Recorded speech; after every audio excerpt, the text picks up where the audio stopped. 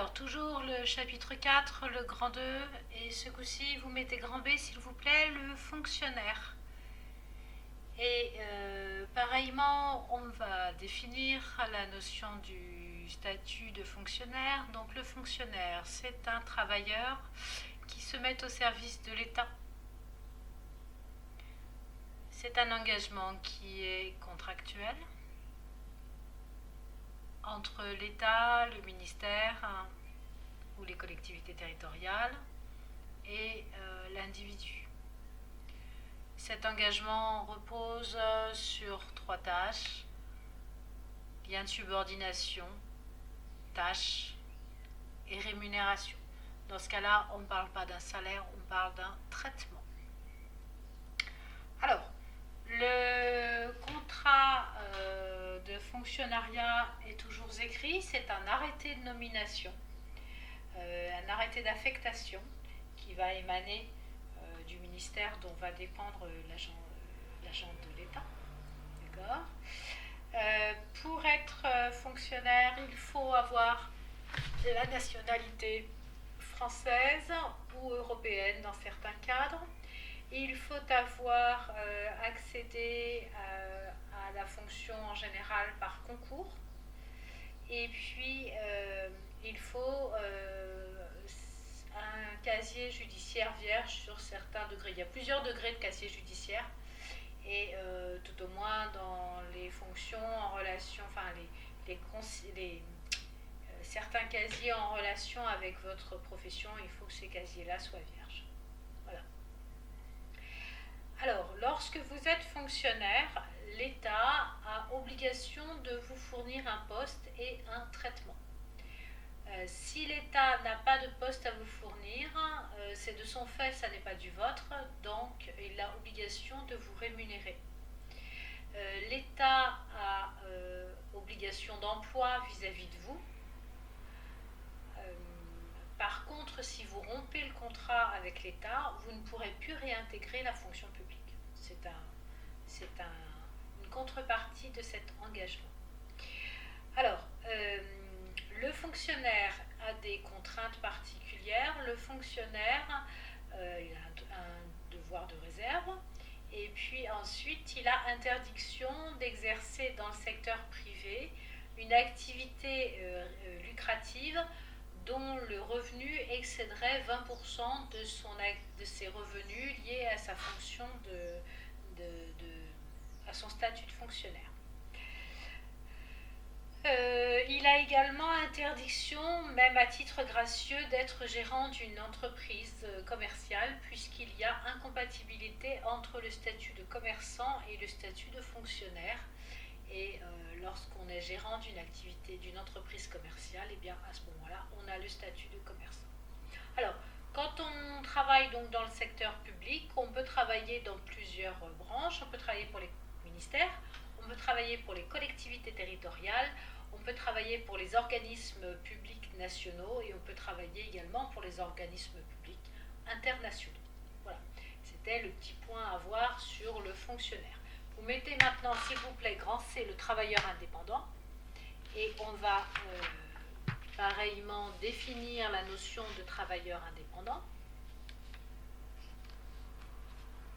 Alors, le travailleur indépendant exerce à son compte une activité économique en supportant les risques et en s'appropriant les profits éventuels. On ne va pas revenir sur la notion du risque du chef d'entreprise. On en a pas mal parlé en économie, on en a pas mal parlé en management. Cette entreprise, elle peut avoir 2 statuts, elle peut être individuelle ou elle peut être sociétaire. L'entreprise peut exercer dans les 3 secteurs, primaire, secondaire ou tertiaire. Et on dit ensuite qu'en fonction de la nature de son activité, elle peut être commerciale, civile, elle peut être agricole, libérale, artisanale ou bien industrielle. On ne va pas s'étendre là-dessus. Commercial, c'est des actes de commerce comme activité principale, achat pour la revente. Civil, ce sont des actes qui sont réputés comme étant civils, notamment c'est la gestion de syndic, c'est de la SCI, Société Civile Immobilière, quand vous vous réunissez pour construire un habitat et y vivre en forme sociétaire. Les entreprises agricoles, vous voyez bien ce que ça veut dire. Entreprise libérale, il y a certains métiers qui sont classifiés comme étant entreprises libérales. Alors tout ce qui est de l'ordre de la médecine, paramédecine, tout ce qui est de l'ordre du droit, domaine juridique, d'accord. Quand vous les exercez seuls, vous les exercez dans le domaine du libéral. Artisanal, c'est quand le cœur du métier repose sur un savoir-faire et que les machines viennent en accessoire. Et enfin, industriel, c'est quand le cœur du métier repose sur la machine, la technicité de la machine et la quantité produite. Voilà. On peut classer les entreprises de plusieurs façons.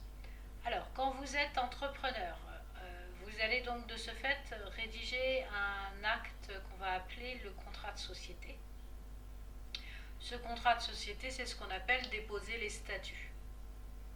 Le contrat de société va permettre de définir les éléments d'identification de la personne morale,